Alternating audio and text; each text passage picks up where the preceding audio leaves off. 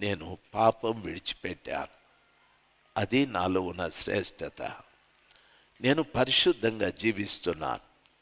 అది నాలో ఉన్న శ్రేష్టత. నేను వాక్యానుసారంగా జీవిస్తున్నాను. అది నాలో ఉన్న శ్రేష్టత. వాక్యం యొక్క బలం పొందుకున్నాను. అది నాలో ఉన్న శ్రేష్టత. పరిశుద్ధాత్మ యొక్క శక్తి నేను పొందుకున్నాను. అది నా శ్రేష్టత.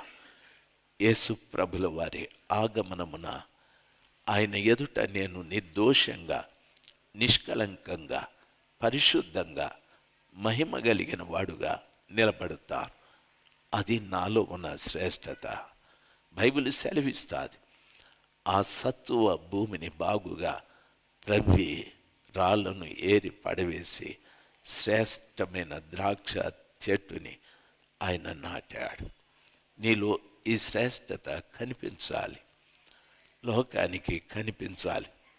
వీళ్ళలో ఏదో ప్రత్యేకత ఉంది, వీళ్ళ మాట తీరు వేరు, వీళ్ళ ప్రవర్తన వేరు, వీళ్ళ ఆలోచన విధానం వేరు, వీళ్ళ జీవన శైలి కూడా వేరు, వీరి పిల్లల్ని పెంచే విధానం కూడా వేరు. ప్రతి ఒక్కటి లోకానికి మనము శ్రేష్టంగా, ప్రత్యేకంగా కనిపించాలి. అది ప్రియుడు కోరుకుంటున్నటువంటి కోరిక.